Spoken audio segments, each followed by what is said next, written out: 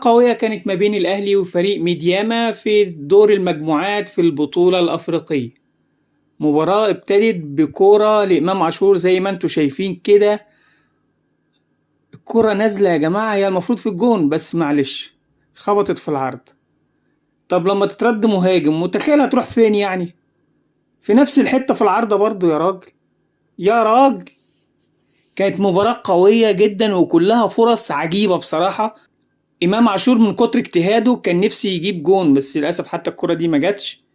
حارس المرمى لحقها.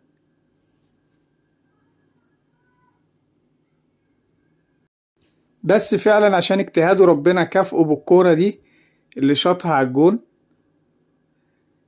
لكن زي كل خازوق ممكن يطلع لك في حياتك، طلع له في السكة كهربا وحط دماغه في الكورة وحطها في الجون.